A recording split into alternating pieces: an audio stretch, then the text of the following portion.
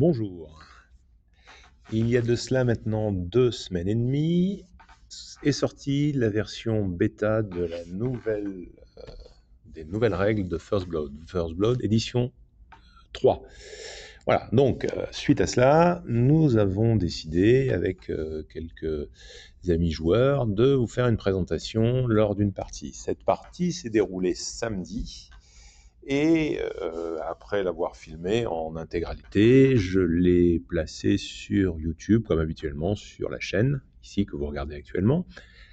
Et il s'est avéré que nous avions complètement faux sur un déroulement important de la partie, c'est-à-dire sur les combats. Nous avions absolument pas interprété correctement les règles. Alors, on va pas chercher d'excuses, c'est de notre faute, d'autant plus que on ne peut pas dire que ce soit l'anglais qui nous ait posé problème, puisque sur les 4 joueurs présents, donc 2 en train de jouer, un spectateur et moi derrière la caméra en voix off en quelque sorte, en fait j'ai lu les règles à 2 reprises. Bon, je me débrouille à peu près en anglais, mes 2 joueurs ont lu également les règles. L'un travaille à son travail, doit parler anglais, le deuxième est parfaitement bilingue. Et le dernier, lui assistait, mais nous avouait qu'il venait là pour voir comment ça se passait. Il n'avait pas lui-même lu les règles. Bon, toujours est-il que nous pensions être au point, nous pensions avoir compris la finesse de cette nouvelle version. Eh bien, patatras, on est passé complètement à côté. Alors, on est passé à côté de cette partie-là, pas forcément du reste. Donc, suite à ça, et merci sur le Discord, à vos discussions, et à la remarque de quelques joueurs un peu plus expérimentés, on va dire, effectivement, j'ai souhaité retirer la vidéo et je fais maintenant cette petite vidéo ici pour vous expliquer un petit peu la bonne façon de procéder. Alors, tout de suite, il existe aussi qui est sorti la veille ou l'avant-veille, si je ne dis pas de bêtises, de notre vidéo, une super vidéo réalisée par la chaîne Seb et Toto. Je vous encourage à aller voir. C'est assez amusant. Bon, alors, même si ils se reprennent un petit peu, ils ont des difficultés, ils se sont débrouillés beaucoup mieux que nous. Bon, là, c'était juste un tuto, une explication, ça n'a pas tout à fait la même vocation. Toujours est-il que j'en avais même discuté avec eux de ces petits soucis, et effectivement, eux avaient bien interprété les règles, ce qui n'est pas mon cas. Je les remercie de leur réponse suite aux commentaires qu'on a pu faire. Voilà, donc allez voir leur chaîne, c'est assez intéressant et ça permet d'avoir une idée. En fait, ce qu'il faut dire et ce qui est très important au niveau de changement de règles significatifs, il ne s'agit pas d'une petite mise à jour, mais vraiment d'une façon totalement différente de jouer. On ne raisonne plus avec des groupes. D'ailleurs, vous le verrez sur la partie de vidéo que j'ai laissée par la suite de notre partie, sur les premiers tours, sur la mise en place, puisque cette partie-là ne pose pas de problème. Les joueurs ont tendance à jouer un petit peu comme avant, c'est-à-dire considérer une unité dans sa globalité, même si on les joue à la suite, alors que finalement on peut complètement les séparer, les envoyer à des endroits différents et faire des associations. En l'occurrence, sur les listes qui étaient proposées, il aurait été intéressant de coupler quelques éléments d'une unité avec quelques autres, leurs effets étant complémentaires en quelque sorte. Voilà, donc les règles, les voici, ici, vous les avez en plein écran. Donc l'aspect qui a posé problème, c'est le règlement d'un combat. Alors, en fait, le règlement d'un combat est expliqué ici sur cette page de la séquence des règles avec un exemple. Et c'est à ce moment-là, en fait, qu'on a un petit peu fait des confusions. Malheureusement, cette confusion vient surtout du fait qu'on s'est raccroché à l'ancienne version. C'est ce qu'on s'est dit après en essayant de regarder. En fait, ce qui nous a perturbé, c'est le fait de ne plus utiliser le clash ou la volée comme une valeur à ne pas dépasser pour réussir sa touche. Ça n'a absolument rien à voir, c'est vraiment lié au nombre de dés cette fois-ci. Donc, si on en revient un petit peu à cette séquence de combat, à partir du moment où 2 figurines sont engagées, ici, la figurine qui est engagée et qui est active est donc l'attaquant, l'autre étant le défenseur. Je vais vous mettre 2 profils ici liés aux listes d'armées qui ont été utilisées lors de cette partie. Voilà, donc il s'agissait d'une partie entre des Dwegom, vous voyez ici, et des Nords. Alors, si on prend ici, à l'intérieur, les Warden, par exemple, et qu'on les confronte à des trolls, hein, c'est les combats qui ont eu lieu à l'intérieur ici. Donc, imaginons dans cette situation précise que un troll vient dans la zone de... dans les 1 pas, pardon, d'un Warden ici. Il a fait suite à une charge, donc charge, il arrive au contact, et on passe maintenant à la résolution du clash. Alors, comment est-ce que ça va se passer? La première chose qu'on regarde, c'est ici, l'attaquant, son nombre d'attaques, en l'occurrence 2. S'il est inspiré, on ajoute une attaque, on passe donc à 3D, ici. On va donc lancer ces 3D. On exclut les 6 qui sont toujours des échecs. Et ensuite, on classe les dés.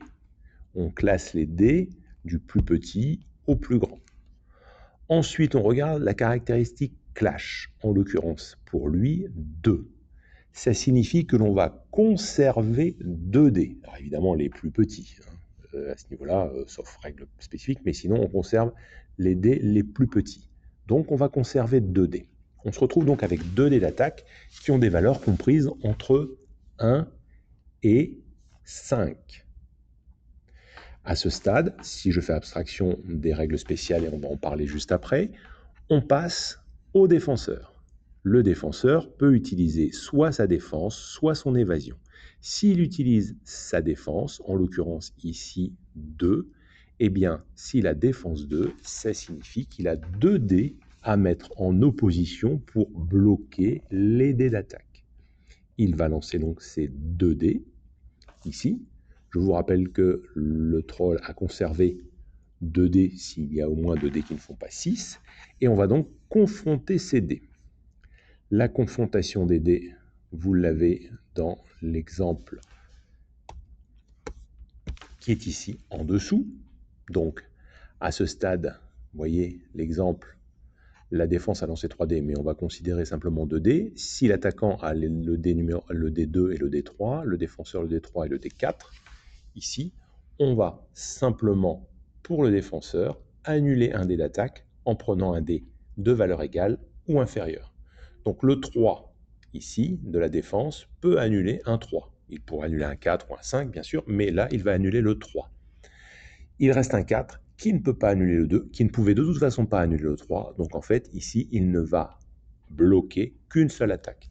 Les attaques non bloquées donnant des points de vie, des pertes de points de vie. Voilà. Voilà un petit peu la façon de procéder. À ce stade, s'il y a eu perte de PV amenant à 0 PV, alors pour les figurines qui ont un PV, évidemment, c'est dès la première attaque, eh bien, on effectue un test de morale, ici, sous la résolution. En l'occurrence, imaginons que ça soit passé ici. Les Warden ont une résolution de 3. S'ils sont à 0 PV, ils vont faire un test, 1, 2 ou 3 étant une réussite. S'ils se passent à moins 1 PV, à ce moment-là, ils vont avoir un malus de 1, moins 2, un malus de 2, etc. Voilà. Si le test est réussi, à ce moment-là, eh bien, le guerrier revient avec 1 PV. Alors, évidemment, s'il n'en a qu'un, ça ne change rien. En fait, il n'est pas blessé. S'il en a plusieurs, eh bien, il reste en jeu avec 1 PV. Il est broken, il recule, ça c'est autre chose. Voilà. Donc c'est cette partie-là qu'on avait mal interprétée. Enfin, pour terminer avec l'exemple que je voulais vous donner ici avant de passer à la suite, si vous regardez les règles spéciales, en l'occurrence le troll à cleave 2, qu'est-ce que ça signifie? Ça signifie que si ces dés d'attaque sont 1 ou 2 en valeur, eh bien ici, chaque dé 1 ou 2 va enlever un dé de la défense des Warden. Donc ici, fortement, si le troll fait double as, eh bien il n'y a pas de défense pour le Warden, puisqu'il n'a pas de dé à lancer. Voilà. Bon, pour les attaques de tir, c'est le même principe, sauf qu'au lieu d'avoir un nombre d'attaques, c'est le barrage qui intervient. Et le fait de viser, ça ne modifie pas la valeur de volée, hein, qui est le nombre de dés qu'on va conserver. Par contre, ça modifie le nombre de dés que l'on lance. Ça s'ajoute au barrage. Voilà. Bon, j'ai un peu rétabli les choses. Donc, par la suite, vous allez pouvoir assister à la vidéo de la partie de mise en place, etc.,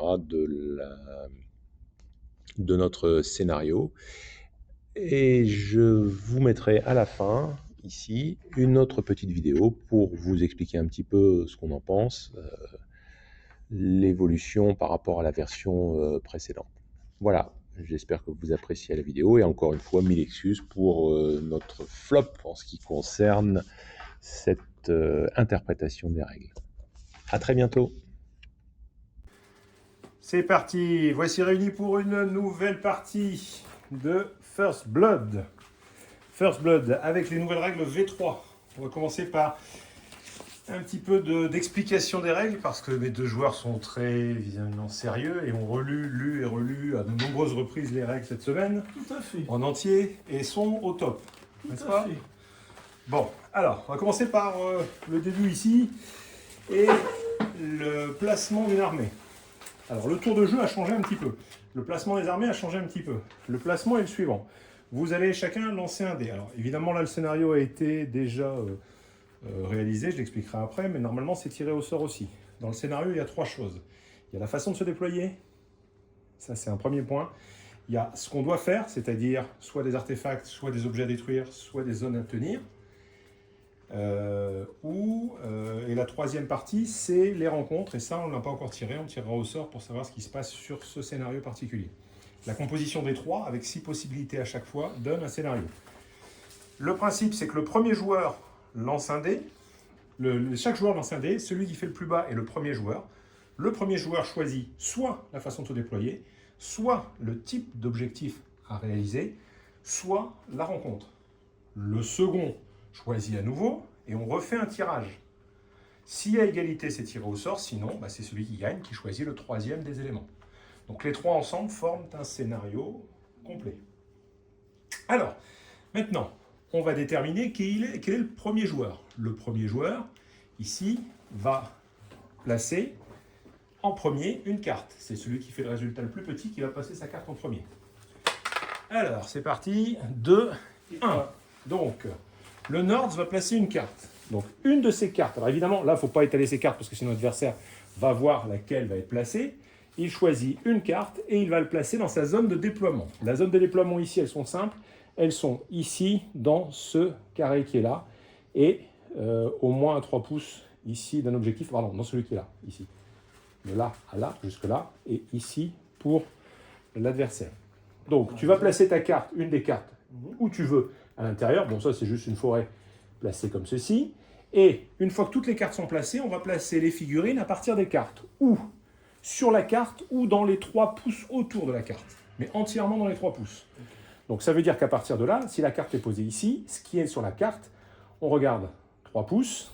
Ici, je vais essayer de prendre quelque chose qui est 3 pouces. Voilà, ici, autour. Et donc, tout autour dans les 3 pouces, on va pouvoir placer les éléments. Évidemment, il faut que ça soit aussi dans la zone de déploiement. C'est-à-dire que là, bon là, je suis à la limite, je suis un peu à l'extérieur. Ici, je ne pourrais pas aller de ce côté-là. Donc, puisque tu as commencé, tu choisis une carte et tu la places face retournée, ici, où tu veux, dans ta zone de déploiement. Ensuite, tu fais la même chose et vous enchaînez jusqu'à avoir terminé.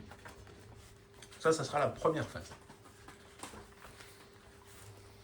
Ouais, c'est moi qui commence. Eh oui. Eh oui, t'es chanceux. Ça promet. Non, mais j'ai des gens qui écoutent très bien, de toute façon. C'est bien, c'est que c'est filmé, il y a la vidéo, on aura la preuve que je dis les choses et qu'ils n'écoutent pas. Absolument.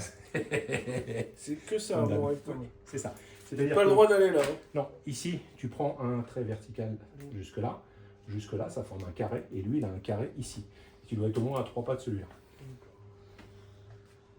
Voilà. Tu continues, ta carte suivante. Alors, c'est gentil, mais... Non. Ah oui, voilà. La frontière. Hop. Les cartes peuvent se chevaucher, hein, c'est pas un problème.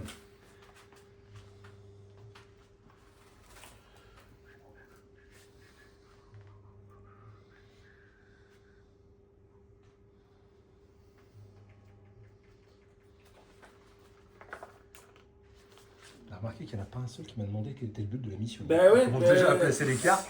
Je dis rien, hein, mais... C'est quoi les objectifs? C'est pas grave, là c'est juste pour tester. Donc, Alors les objectifs, en fait ce sont 3 artefacts qui sont ici, Ouais. qu'il va falloir récupérer, conserver. Alors un personnage qui vient toucher l'artefact ou vient dessus, le prend, le garde, se déplace avec un seul par figurine maximum. Si le personnage est broken, il le perd. S'il est mort, il le perd bien sûr. Il le laisse sur place. Et les points sont marqués à la fin sur ce que vous possédez là-dessus. On marque également des points lorsqu'on tue des leaders. Donc ceux qui ont des leaders, tu en as quelques-uns. Et lorsqu'on tue le warlord. J'en expliquerai un peu d'autres éléments. Ouais. Voilà, bon. Attends, Putain, il va on falloir finit. Ah, tu l'as imprimé? Oui, ce sont les règles. Ça, c'est pour moi. Pour expliquer, Voilà. pour me souvenir. C'est tout, c'est fini. Ok.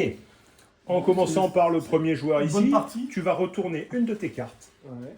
n'importe laquelle, Ouais. et tu vas placer donc dans les 3 autour de cette carte les figurines qui sont concernées par cette carte. D'accord. Et ensuite, tu retires la carte, bien sûr. Ok. Donc ici, tu retournes cette carte. Là, ce sont, fais voir, Valkyrie. les Valkyries. Donc les 4 Valkyries doivent être placées dans un rayon de 3 pas maximum autour de la carte ou sur la carte, D'accord. comme tu veux. Donc on fait ça à peu près. Si tu veux enlever la carte, enlève-la. On va pas commencer. Jusqu'à 3 pas. Alors, il y a une chose très importante dans ces règles. On ne peut pas chevaucher même une figurine amie. Ça veut dire qu'une figurine gêne une autre figurine. Tu peux la traverser quand même. Non, tu ne peux Non. pas la traverser. Non. Tu es obligé de faire le tour. Alors, il y a une autre contrainte, c'est que tu ne peux pas sortir de ta zone. Ouais, là. Donc là, ici, si je me permets, pardon, tu vois, tu es limité par la zone qui est là. Hop. Donc tu fais la même chose de ton côté. Tu sors une carte, et là, à 3 pas autour. Donc ça peut être 3 pas devant, hein, c'est pas forcément sur la carte. Elle peut être là. Ah oui, tout à fait. Et elle peut toucher la carte. Ça là. n'a aucune espèce d'importance. Ouais, c'est ça. Il n'y a pas de restriction. C'est bon pour toi? Donc tu prends ta deuxième carte, n'importe laquelle, et etc. Vous faites en alternance jusqu'à ce que toutes les figurines soient placées. Ah, on va. Donc là, effectivement, alors à 3 pas, alors il faut que ce soit complètement dans les 3 pas. Vu l'endroit où était ta carte, Ouais. ici c'est bon. Ok, à toi. C'est bon.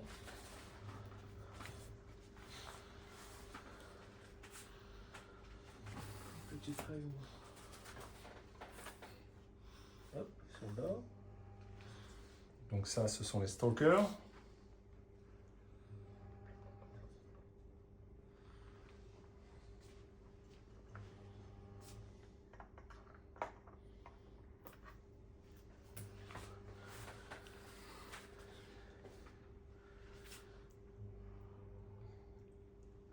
Si jamais vous avez des figurines avec la règle spéciale Vanguard, ça donne le droit d'être à 9 pouces de la carte. Ah, bah j'avais ça. C'est avec qui? Les stalkers. Bah, tu peux les mettre plus avancés si tu veux. Après, ou plus reculés. Bon, là, peu importe, hein, sur la première. C'est bon, voilà. Évidemment, moi je l'ai pas. Gna, gna, gna. Ça commence. Alors, hors champ à T'en es gauche, Mogi. Hors champ à droite, Capat de Bol. T'es où? T'en es où là? Je suis en Mais face- ils sont je combien suis en face de- là-dessus? Je suis où? Je suis en face de toi. Alors, la composition des armées a été réalisée avec les nouvelles boîtes qui ont été mises en vente, ou qui vont être mises en On peut vente tirer à bientôt. travers C'est ces en troupes ou bloc. pas? Pardon? On peut tirer à travers ces troupes ou pas? Non, tu Non. gênes. Il faut que tu aies un passage pour pouvoir passer. Alors, je vais expliquer après les règles au niveau du tir, je vais réexpliquer ça. Si tu veux pouvoir tirer, Ah oui. tu traces à partir de ton Ouais, socle. ça, j'ai vu. Ici, tu traces à partir de son socle 2 traits sur les bords du socle vers le socle de la figurine sur laquelle tu veux tirer. S'il y a quoi que ce soit sur le chemin, ça va te perturber. Si c'est une figurine, alors elle va te perturber. Si tu tires sur quelque chose de plus grand et que ce quelque chose de plus grand est plus éloigné, à ce moment-là, tu pourras tirer dessus quand même. Mais c'est assez compliqué. Les conditions pour pouvoir tirer sur quelque chose alors que tu chevauches une figurine sur ton passage, tu as intérêt effectivement à les mettre en ligne ou laisser la place pour pouvoir tirer. Alors, n'oubliez pas une chose, c'est que là, vous êtes contraint à 3 pouces autour pour les figurines, mais après, elles se déplacent toutes individuellement. hein. Il n'y a aucune distance pour les figurines entre elles. C'est pas une Si ce n'est, non, c'est plus une unité, si ce n'est la distance de commandement, si on veut bénéficier des capacités de commandement des personnages ou de certains leaders. Ah, rajoute pas de figurines. T'as un étendard, c'est ça? Non, non. Est-ce que t'as oublié? Ton géant. Il dira pas. Il va pas le dire. Non, je ne dirais pas. Ah si, dis-le. Trébucher. J'ai oublié quand j'ai placé la Volva qu'il fallait prendre en compte la capacité de commandement. C'est tout. Alors, c'est pas forcément gênant. Je t'explique. La capacité de commandement, tu vas la déclencher avant les actions. Mm. Et elle n'est effective que s'ils sont à portée. C'est-à-dire que si tu déplaces la Volva et qu'elle est à portée, ça devient effectif. Ça ne l'est pas au moment où tu le fais, Ouais, c'est au moment où tu l'utilises. d'accord. C'est-à-dire que si tu es à portée, et ce qu'il faut savoir, c'est que si ta Volva devient broken, elle perd sa capacité de commandement instantanément. Pour ce tour, hein, bien sûr. Donc là, on va voir à quel moment on déclenche la capacité de commandement. La capacité de commandement, évidemment, c'est un peu loin pour les figurines qui sont sur le paquet devant. Mais si tu la déplaces, par exemple, de son mouvement devant, eh bien, les autres vont rentrer dans sa zone d'influence. Vas-y. Vas-y. Ah, il va y avoir une confrontation assez brutale dès le départ, il me semble. Ok. Donc ici, alors, c'est entièrement dans les 3. Hein. Il faut que ton socle entier soit dans les 3 de la carte. C'est all within. T'as une pénalité quand on met le bois pour tirer? Non. Non. Et en fait, il tire. Non Bah non, c'était pas un tireur. Ah oui, celui-là. non, c'est pas le tireur, mince. Tu m'as demandé un lost. Hein. Ah oui. Ouais, Alors, bah, si tu... Moi, je veux bien, hein, mais si tu vas le mettre dans la forêt, ça ne va pas aider, franchement, dans son activation. Ok. Donc, on est prêt. Alors, je vais tout de suite parler du scénario. Comme ça sera fait. Alors, le scénario, le placement, vous l'avez. Je vous rappelle que vous avez des artefacts à récupérer. Que les artefacts, c'est un maximum par figurine. Alors maintenant, la façon de scorer pour le scénario. Ici, c'est le scénario 5, c'est la mission 5, pardon. Donc, un guerrier, donc une figurine, qui possède un artefact gagne une attaque. Donc ça, c'est un point important. Donc le profil d'attaque plus une attaque si vous avez un des artefacts. Ensuite, pour gagner des points de victoire, on gagne 3 points de victoire si on tue le Warlord ou un monstre. Alors, il n'y a pas de monstre, donc le problème ne se pose pas. Ensuite, 2 points de victoire si on tue un héros. Vous n'en avez pas mis, la question ne se pose pas ici. Et 1 point de victoire si on tue un leader. Et toi, tu en as quelques-uns de leaders. Oui. Donc il faut bien les repérer dans tes unités, qu'on n'ait pas de confusion possible. Ah, t'as Ok. des leaders, toi? Oui, il en a mis. Ils sont où? Alors, j'ai pas choisi. Donc on va dire celle qui a sa lance vers le bas. Ah, évidemment. Le plus éloigné. Lui avec son bâton de croquet là. On est. Leader. Tu peux les mettre devant toi, tu as la place pour les étaler devant. Hein. Ouais, C'est plus je sais. simple. Je trouvais ça trop simple. Oui. Et, Par contre, arrière. et lui qui a les cheveux blancs. Je ne dirai rien. Il n'a pas dit celui qui n'a pas de cheveux. Hein. Moi, Ouais. je ne dis rien. Mais... Bon, ok. Dernière chose. J'ai pas parlé des artefacts. Les artefacts, c'est seulement à la fin de la partie. 2 points de victoire pour chaque artefact en possession À la d'un de ces fin de guerriers. la partie, pas à la fin du tour. Non, à la fin de la partie. Toi, tu vas les prendre, tu vas les planquer derrière La un arbre, partie- je sens bien ça. La partie dure 6 tours. Vous m'avez écouté? Ouais, si Et tu pas 8, c'est 6. D'accord? T'as compris? Ensuite, tactique implacable. Parce Oula. qu'il y a encore un peu supplémentaire. La tactique, donc, implacable. Les guerriers qui sont engagés avec un ennemi qui a un artefact peuvent choisir de ne pas reculer. Dans certaines situations de corps à corps, vous faites ce qu'on appelle un mouvement de driven back. Ouais, j'ai de vu ça. pouce. Et bien, dans ces cas-là, s'il y a l'artefact, vous pouvez choisir de ne pas reculer. Oh, moi, je recule jamais, il me semble.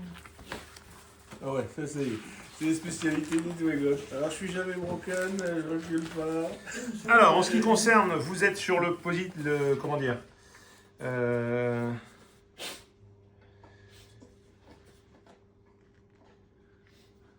Mais où est-ce qu'elles sont les capacités de commandement? donc, pour le territoire, on était sur le territoire 4. Je vais vous en parler après. C'est sur les cartes, c'est sur tes cartes. Attends. Je vais vous en parler après. Donc, sur le positionnement du terrain. Donc, positionnement du terrain, c'est cette partie-là. J'avais choisi le positionnement numéro 4, ici. Divide and Conquer, ici.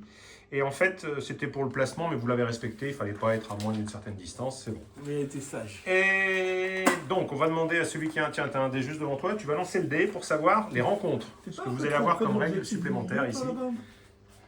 Ici, voilà. Des mauvaises rencontres. Non. 5. 5, ici. Alors, 5, c'est reconnaissance. Ouais, bon, alors, il fallait le faire avant, là, je suis désolé. C'était au moment du placement. Bon, c'est pas grave. C'est pendant la phase de déploiement. On va passer outre cette fois-ci. J'avais oublié ce détail, c'est que ça pouvait venir à ce moment-là. Donc, vous êtes placé. Maintenant, on va passer sur le tour. Comment un tour va se dérouler? Un tour commence par la suprématie. Alors, suprématie, qui gagne la suprématie? Celui qui fait le résultat le plus faible. Celui qui fait le résultat le plus faible, ici, attendez, avant de lancer un dé, vous savez même pas ce que... Bah oui, bah alors, Ah. oui, lance un dé. Résultat plus faible. Celui qui fait le résultat le plus faible va donc démarrer et activera, sera le premier joueur, le joueur actif. Donc, lancez-moi ce dé chacun de votre côté. Non, tu décides pas. Par contre, en cas d'égalité, on relance, sauf s'ils n'ont pas le même nombre de points de victoire. C'est celui qui a le moins de points de victoire qui pourra choisir. Donc là, c'est pas une égalité. Ah non, c'est sûr. C'est donc le Dwegom qui va jouer en premier. Alors, c'est pas terminé. On va commencer par la phase de commandement, et là, il y a plusieurs choses à faire pour les deux joueurs. D'abord, il y a un magicien. Donc, un magicien ici, la Volva. Tu vas prendre 6 dés. Quel que soit le magicien, c'est toujours 6 dés. Ok? Tu vas regarder ta capacité Spellcaster avec un nombre après qui va être 3. Tu vas lancer tes dés. Tous les dés qui vont faire 1, 2 ou 3 vont t'apporter des points d'essence. Pour le À tour. 2 euros. Pour le tour. 2 euros le litre. C'est lamentable. Oui. Un peu descendre. Alors, tu en fais 4, ce qui est pas mal. Un Donc, plein. tu prends un marqueur ou quelque chose. Tu as donc 4 points d'essence. Ça veut dire que tu vas pouvoir lancer des sorts à concurrence de 4 points d'essence. Les sorts, tu en as 3 normalement dans ta liste. Regarde bien ta liste. Ouais. Tu as 3 sorts. Ouais. Ces sorts sont de catégories différentes. Ouais, il y en a qui coûtent cher. Non.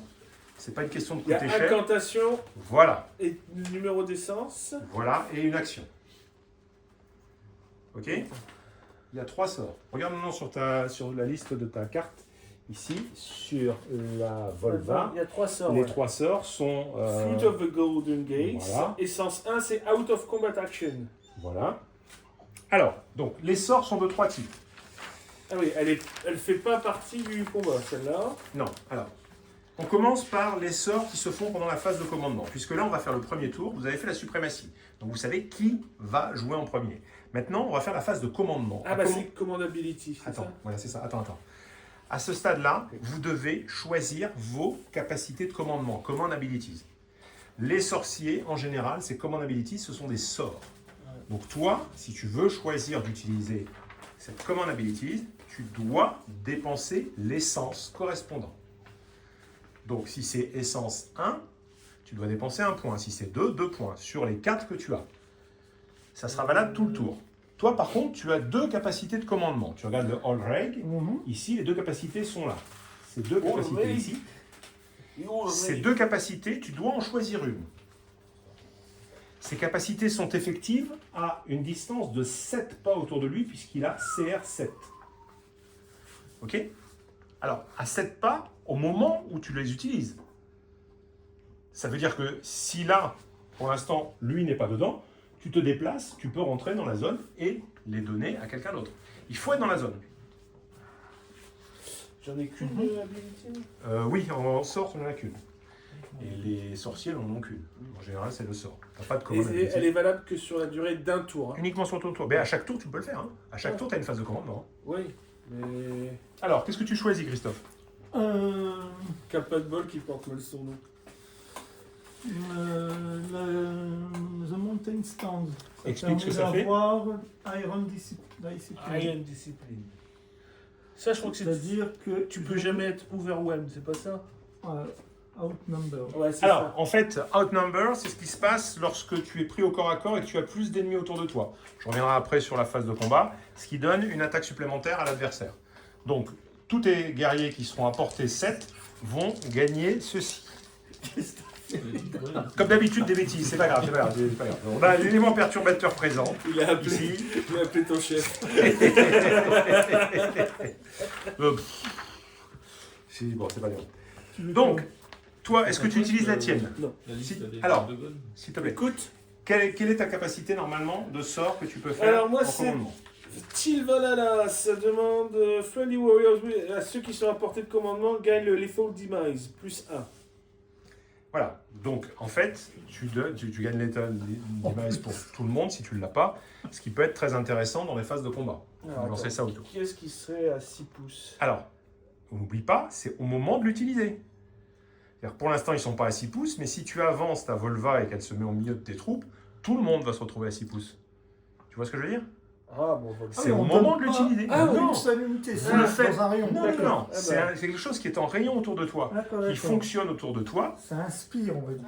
Voilà, tout autour de toi, dans le rayon de commandement, au moment où tu dois l'utiliser. C'est-à-dire que si au début tu es dans la zone puis que tu te barres, ça marche plus. Par contre, si vous êtes amené à être broken, la capacité s'arrête pour le tour, tant que vous l'êtes. Bon, bah, On peut donc pas avoir cette je capacité. la donne. Donc j'enlève 2 points d'essence. Tu enlèves l'essence nécessaire, voilà. Donc je passe à 2. Ok.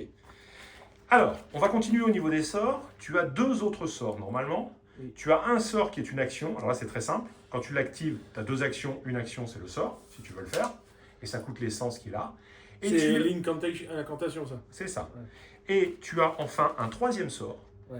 qui, lui, peut être lancé quand tu veux. Pas quand tu l'actives, quand tu veux. Alors, évidemment, si c'est au moment où une troupe amie fait quelque chose, bah, il faut l'activer quand cette troupe fait cette chose. Ouais. Bien sûr. Donc, Oui. il faut que ça soit logique par rapport à ça, mais tu le fais quand tu veux. Ok, Et donc, évidemment, il faut gérer les points d'essence que tu as à chaque fois. d'accord. Au prochain tour, au tour 2, donc vous aurez à nouveau une phase de commandement dans laquelle tu jetteras à nouveau 6 dés. Par contre, les dés que tu n'as pas utilisés à la fin de ton tour, ils sont perdus. Tu ne peux Ouais. pas les reporter d'un tour sur C'est l'autre. con, ça. Sauf les nains. On est bon? Alors sachez que si vous avez d'autres figurines qui ont des aptitudes de commandement, elles peuvent les utiliser. C'est-à-dire que c'est une aptitude de commandement par figurine qui en a. D'accord. Moi, j'en ai pas. J'ai pas pu, ça coûtait trop cher. Donc je rappelle que ça a été fait à partir des boîtes, hein, plus ou moins. Alors, 700 points. Ouais, Alors, combien? pourquoi 700 points? Ouais, Alors, faut ce qui est expliquer. intéressant Ouais, aussi, c'est ça. pourquoi 700 points? Parce qu'en fonction des boîtes, il y a plus ou moins de points dans les boîtes. Donc, c'est pour ça qu'on est venu sur les 700 points ici. Allez, on a terminé cette petite partie-là. On va passer maintenant, peut-être que vous voulez une projection d'un combat pour voir comment ça marche, avant d'aller plus loin. Non, ça va improviser. C'est ça, voilà. On va Bon. découvrir. On va découvrir au premier moment. Donc, on va commencer par le Dwegom, qui a donc gagné la suprématie, qui va pouvoir activer une carte. Donc, la première chose que vous faites, c'est comme ici, vous mettez toutes les cartes face visible devant vous. On les cache pas, on les montre. Toutes les cartes. Ah oui, c'est vrai. Ah bah oui, Moi, je pas ça. je sais. Ça va, tu dois pas les partager. Alors, en fait, l'idée, c'est que l'adversaire voit les cartes. S'il les voit, c'est que l'unité n'a pas encore joué. S'il ne les voit plus parce qu'on les a retournées, c'est que l'unité a joué. Donc, tu choisis une carte, tu la retournes, et ça correspond aux figurines que tu vas jouer. Par quoi commences-tu? Steelforge. Alors là, il n'y a qu'une seule figurine, donc ça va être très rapide. Tu fais donc 2 actions, jusqu'à 2 actions avec le Steelforge. Les actions sont classiques, c'est du mouvement, c'est du tir. Alors, une petite précision. Le mouvement se fait avec n'importe quelle forme. Le mouvement, s'il y en a 2, c'est à demi-vitesse pour le deuxième, mais arrondi au supérieur. C'est-à-dire que si on a 5 en mouvement, c'est 5 plus 2,5, donc 5 plus 3. Si on a 6, ça ne change rien, ça fait 9. Dernière petite précision sur le mouvement, il n'est pas obligé de se faire en ligne droite. Par contre, alors ça demandera un éclaircissement, il est bien écrit que pour que ce soit une charge, il faut que ça soit en ligne droite, straight line. Donc ça, faire attention à ça. Alors c'est parti. Alors, 6 de base. Donc ça fait 9 en 2 mouvements. Là, il est mort. Il est mort, ça Allez. commence. Au revoir. Ça commence. Ça pense mal, lui. Hein. Voilà, donc déplacement ici de 2 mouvements pour le Steelforge. Activation terminée. On passe maintenant Honored. Ça, c'est infranchissable? Non, Si. c'est juste que tu dois dépenser un pour monter, un pour descendre. Et tu me vois Ça. pas. Si je te vois. T'as vu comment Ah, tu il y a prends eu il passe sur la table. un changement aussi, les tailles des figurines. Mm. La taille de l'infanterie classique, c'est 2 maintenant. La taille de la cavalerie et des monstres, c'est 3. Des monstres, des brutes, pardon, c'est 3. Et la taille des monstres, c'est 4 ou 5 pour l'instant. Peut-être qu'on ira à 6 pour les grosses bêtes qui étaient taille 4 dans l'ancien système. Ramasser un objet, c'est une action? Non, il faut le toucher ou être dessus. Tu touches l'objectif, tu peux le prendre. T'arrives, tu mets ton pied dessus, c'est à toi. Ouais. Et par contre, le deuxième mouvement, dans ce cas-là, il est diminué de 2, c'est ça? Voilà, Donc 3,5, ça fait 4. c'est ça. Mhm. Sachant que tu perds déjà un pour monter, un pour descendre. C'était pas ça que je pensais. Mince. Ne pensez pas forcément à celui-là. Pensez peut-être à celui qui était juste devant. Là, tu peux faire un mouvement pour le toucher Ouais. et un mouvement en arrière pour repartir. Voilà. Donc tu viens. Alors, tu n'es pas obligé d'aller jusque-là si tu veux pas aller si loin. Tu peux juste le toucher. Voilà. Comme ça, ton recul sera plus important. Ah, mais t'as bougé de combien? Tu le mets sur ta carte. Bon, on s'en fout, c'est un mouvement. À la fin de l'action, il Et peut ramasser. maintenant, je fais mon Son action est deuxième, terminée. je fais mon Donc, ça deuxième n'a pas d'importance. mouvement de 4, parce que j'ai 7 en mouvement. C'est ça. Et là, tu peux le faire en arrière. Ville personnage. Ah non. Moi, j'ai compris. On m'a dit, tu prends des objectifs. Donc, Les artefacts. Ça s'appelle des artefacts. Ça s'appelle des artefacts. Artefacts. Hop. Eh. Bonjour. Voilà. Tout se mesure. Tout se mesure comme tu veux, ça n'a pas changé. À ce niveau-là, c'est la même chose. C'est comme Dalida. Alors, pour Ouais, l'instant, pas de- vous êtes en train de jouer avec des figurines uniques, donc on ne voit pas comment ça peut se passer, mais quand il y a plusieurs figurines, vous faites toutes les actions d'une figurine, puis toutes les actions de la suivante, etc. On va y venir assez vite. Petite précision, comment fait-on pour charger? Pour charger, il faut réaliser un mouvement en ligne droite Mhm. vers le personnage et rentrer dans ses 1 pouce. À ce moment-là, on est considéré comme ayant chargé. Il faut savoir que pour se désengager, on peut le faire. Ça se fait à la moitié de son mouvement, au niveau supérieur, mais on devient broken automatiquement. Sauf les nains. Sauf ceux qui ont des règles spéciales. Voilà. C'est écrit où ça? C'est marqué dedans.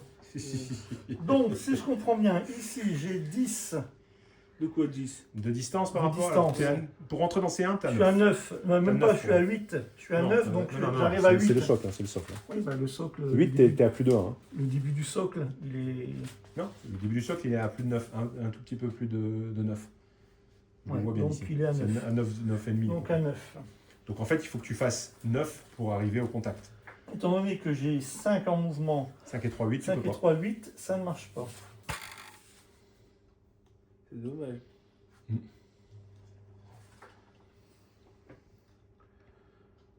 Après, les artefacts, ils comptent à la fin. Hein. Pas non plus je précipité, mais bon, si tu l'as et que tu te planques avec, ça peut être intéressant. Est-ce qu'on peut le passer à une unité? J'ai pas vérifié ça. Je vais de ce pas vérifier.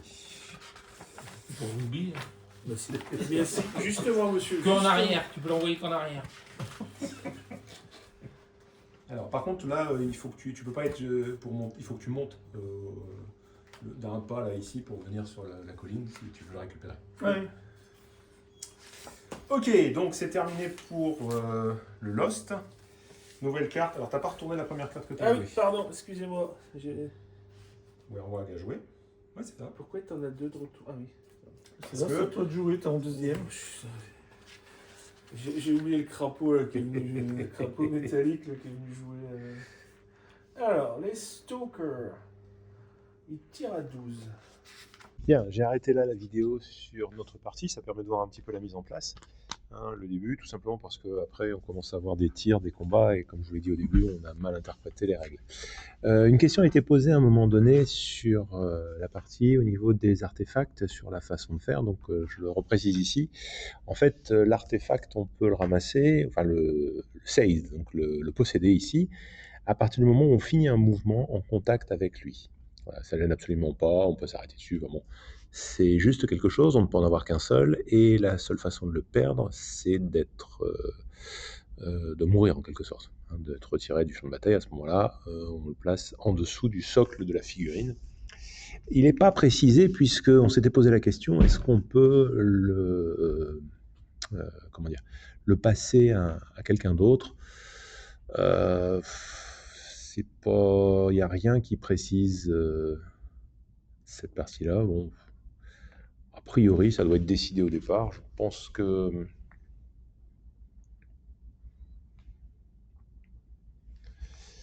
d'après, enfin, si on interprète ici la dernière ligne, un artefact peut, comment dire, va rester jusqu'à ce qu'un guerrier. Alors ça, c'est quand on le laisse. Donc non, il n'y a pas de précision. Faudrait se le préciser avant la bataille. Ici, bon, ça c'est du domaine du détail, mais c'est intéressant, je trouve, dans les scénarios d'avoir introduit la possibilité d'avoir un objet qu'on peut déplacer.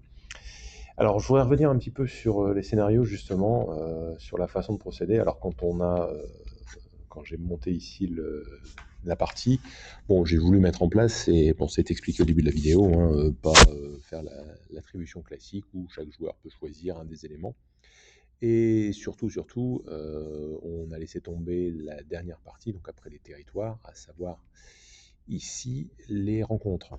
Alors pourquoi? Parce que bon, les rencontres ici, bah, évidemment, c'est intéressant, ça peut ramener des points de victoire supplémentaires, ça donne un petit peu de piment supplémentaire, mais disons que c'était pas forcément utile pour notre première partie. Voilà. Alors maintenant, petite précision ici, excusez-moi, je reviens sur cette page ici. Quel est le ressenti après cette première partie? Bon, à part la très grosse erreur sur la façon de gérer les combats, et en fait, ça nous avait interpellé quelque part parce qu'on trouvait que c'était assez peu létal finalement par rapport aux autres versions, et qu'on pouvait assez bien résister parce qu'évidemment, on ne gardait que très peu des dés d'attaque, donc c'était beaucoup plus facile. Ici, beaucoup plus difficile d'éliminer un adversaire. Donc je pense que ça doit tomber beaucoup plus vite. Alors moi, ce que je trouve intéressant sur cette version, les règles, je crois qu'il faut s'y adapter, on ne peut pas en parler tout de suite, c'est toujours la même chose, c'était mieux avant. Bah non, c'était pas forcément mieux avant. Par contre, ce que je trouve intéressant, c'est que c'est vraiment de l'escarmouche individuelle.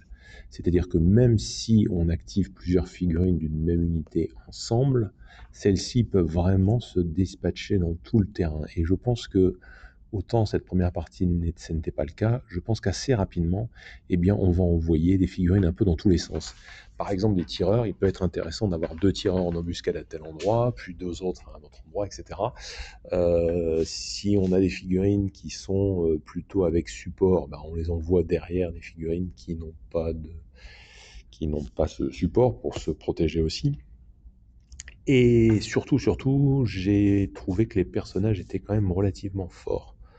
En termes de points, un personnage, vraiment, quand on regarde le nombre d'attaques, quand on regarde le nombre de points de vie, sont vraiment mis en avant. J'ai trouvé aussi que les brutes étaient relativement fortes par rapport aux figurines individuelles. Alors c'est toujours pareil, hein, il faut parler en coût comparé, parce que sinon ça ne veut pas dire grand-chose. La différence, c'est que quand on a 4 guerriers par rapport à une brute, on peut attaquer dans 4 endroits différents. Alors que la brute, même si elle a beaucoup d'attaques, ça se concentre sur une figurine. Pour l'instant, évidemment, on n'a pas essayé les monstres. J'avoue que je suis impatient d'essayer. Ce qui me gêne un petit peu, c'est que pour mettre des monstres, bon, il faut monter le nombre de points, bien sûr. Monter le nombre de points, à moins de se mettre d'accord pour mettre chacun un monstre. Auquel cas, la mort du premier peut peut-être handicaper trop l'adversaire. Mais à moins de se mettre d'accord là-dessus, je vois mal jouer à cette version avec 30 ou 40 piétons sur la table. Ça commence à faire beaucoup, ça va rallonger les tours. Alors je sais bien qu'avec l'habitude, ça va simplifier les choses. Malgré tout, la résolution des combats, un petit peu à la Games Workshop où on a 2 phases en fait, on touche et après on blesse, et après il y a une sauvegarde, donc on lance beaucoup de dés sur des dés successifs. Là il y a des lancers de dés, il y a des comparaisons, il y a des règles spéciales, c'est chaque figurine, on joue si on a une unité. Tout ça, ça prend du temps. Alors même si il y a plus que 6 tours au lieu de 8, je suis pas convaincu sur les parties un peu trop importantes. Et je pense que au-delà de 1000 points, à moins d'être vraiment très expérimenté, d'avoir beaucoup de temps, ça me paraît un petit peu plus délicat. Enfin, bon, voilà. Alors, j'avais précisé sur le Discord aussi qu'on recommencera, bien sûr, au niveau de la vidéo, et on va recommencer assez vite, et je voulais profiter de cette vidéo pour faire une porte ouverte un petit peu sur la semaine prochaine. La semaine prochaine, sur Calais, au Forum Gambetta, le samedi, alors c'est le samedi et le dimanche, hein, notre association de jeux de figurines, les Squeaks du Nord, dans le forum, va organiser pas mal de tournois. Alors, il n'y a pas de tournoi First Blood ici, il n'y a pas de tournoi The Last Argument of King, tout simplement parce que je commence simplement à former quelques joueurs pour les jeux Conquest et à les intéresser. Donc pour l'instant, il n'y a pas suffisamment de joueurs localement pour lancer ça. Par contre, donc à cette occasion, donc au niveau du forum, il y aura des tournois Star Wars Légion et Game of Thrones, également The Old World le dimanche uniquement. Et le samedi, comme certaines tables seront disponibles, je serai présent et on présentera 2 parties dans la journée, 2 parties qui s'enchaînent, c'est-à-dire une partie First Blood, et cette partie First Blood va, en fonction de ses résultats, influer sur la partie suivante, The Last Argument of King, où là, ça sera Dinoland. Alors, vous avez compris que ça sera des Wadroon, hein, bien sûr. C'est-à-dire que le but, c'est de faire une présentation, puisque c'est libre d'entrée pour les gens, pour montrer un petit peu les figurines et ce qui existe sur Conquest. Et je pense que le plus spectaculaire dans cette gamme de figurines, ce sont les monstres, hein, bien sûr. C'est quelque chose d'assez impressionnant par rapport à ce qui peut se faire au niveau de la concurrence, au niveau des jeux. Donc voilà, n'hésitez pas, si vous passez dans le coin, alors passez ou pas, ou si vous voulez venir, on se rencontrera à ce moment-là. Je vais essayer de placer, une caméra, enfin quelque chose, en tout cas pour filmer les parties, c'est-à-dire celle de First Blood, et puis montrer un petit peu ce qui s'enchaîne derrière. Donc, First Blood, ça sera donc une liste Wadroon, qui évidemment ne contiendra pas de monstres pour la première partie, donc First Blood, contre une liste Nords, jouée par le même joueur Nords que celui qui est intervenu là sur cette vidéo. Ensuite, en fonction des résultats, je ne vous dis pas, ça sera scénarisé bien sûr, en fonction des résultats, un avantage sera donné à un camp ou à l'autre pour la deuxième partie, alors la plus importante, où je vais donc l'affronter avec pas mal de dinos, puisque dans la liste prévue, il y aura la Drum Beast, pièce assez imposante, 2 Apex, un seul et un le Conqueror, le nouveau qui est sorti, également un Pteradon ici, Pteradon c'est des Spire, excusez-moi, un Qualt avec dessus son personnage. Il y aura également les petites nuées pour avoir des petits lézards, les Raptors, les Thunder Riders. Vous voyez, beaucoup de dinos. J'ai appelé la liste Dinoland en fait. Voilà. Et en face, je vais affronter pas mal de géants. Donc ça sera quand même une bataille assez épique, que j'espère pouvoir vous présenter aussi. Alors ça dépendra des conditions sur place, j'espère, sinon ça sera sous forme de photos et de compte rendu de bataille après, pour vous présenter cela. Voilà un petit peu la suite des événements. Donc n'hésitez pas à venir nous voir. Bien sûr, comme toujours sur cette chaîne, toutes les figurines sont peintes avec des décors en 3D, c'est-à-dire que moi je pense que le plus important et le plaisir, c'est d'abord, si on joue avec des figurines, de les avoir peintes. Voilà, j'espère que cette vidéo vous a intéressé. À très bientôt, au revoir.